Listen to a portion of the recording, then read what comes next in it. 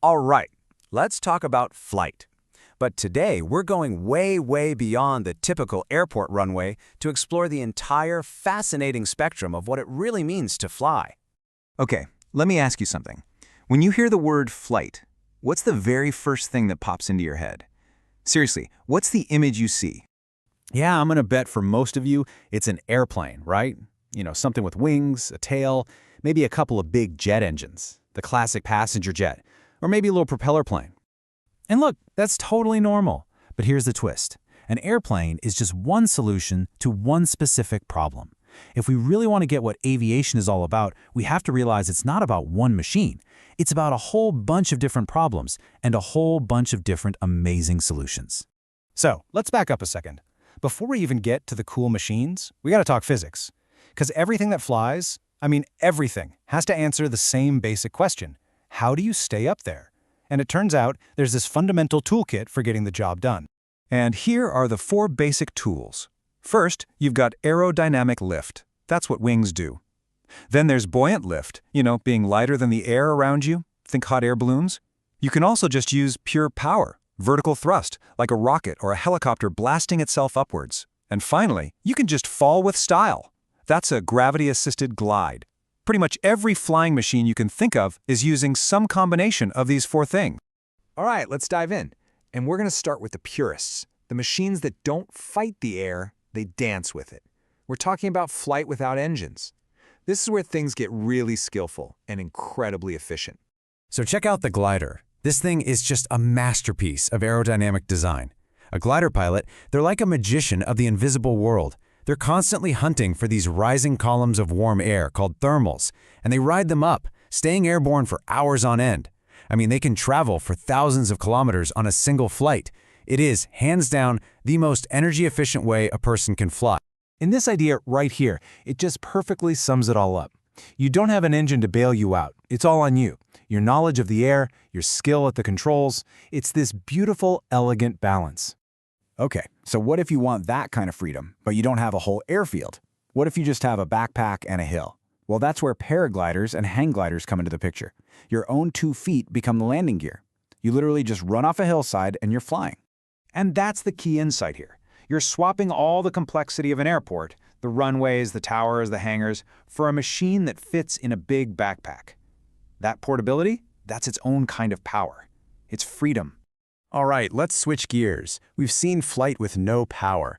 Now what happens if we add an engine, but we keep that same simple, minimalist spirit? The goal here isn't about setting speed records, it's about something else entirely, making powered flight accessible to, well, almost anyone.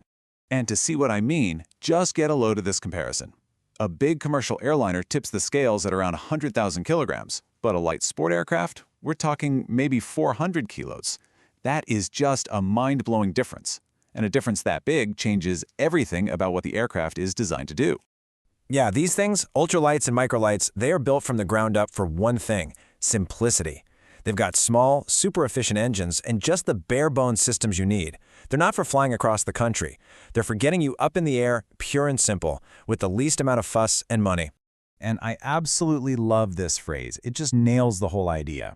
The ambition isn't to be the biggest or the fastest plane on the block. The ambition is to make personal flight a real thing for real people. And getting rid of all that extra weight, that's just the clever engineering that makes it all possible. Okay, so we've covered super efficient flight and super accessible flight, but let's tackle a totally different problem. What do you do when you need to fly, but you have no runway? Zero, not even a little grass strip. This is where we run into one of the classic trade-offs in aviation. See, airplanes are amazing at going forward. Their wings are designed for efficiency and speed, but they have to be moving forward to generate lift. So what's the solution? Well, you pull a different tool from the toolkit: vertical thrust. This is the helicopter's secret weapon. Now, it's not as efficient for cruising, but it gives them this incredible superpower: the ability to go straight up, land on a dime, and just hover. They can get in and out of almost anywhere. And really, that's their whole reason to exist. That's why we have them.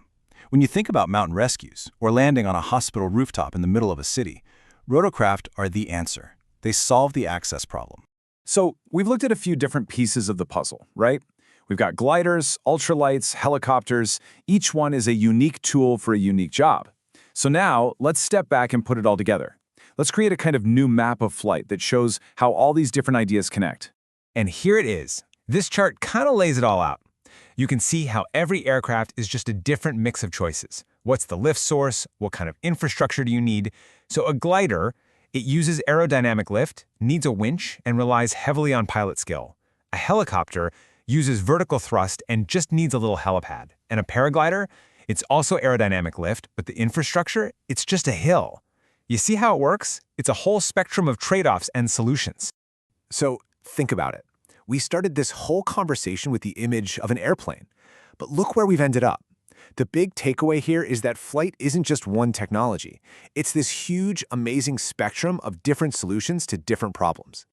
And if you remember one thing from this, let it be this. How something flies is way less important than what problem it was designed to solve. So the next time you look up and see something flying, don't just ask, how does that work? Ask yourself, what problem is that thing solving? I promise you, it completely changes how you see the world of flight. I mean, from silent gliders surfing the wind to powerful helicopters defying gravity, our ingenuity has come up with so many incredible ways to take to the sky. And all of that just leaves one big, exciting question hanging in the air. What problem are we going to solve next?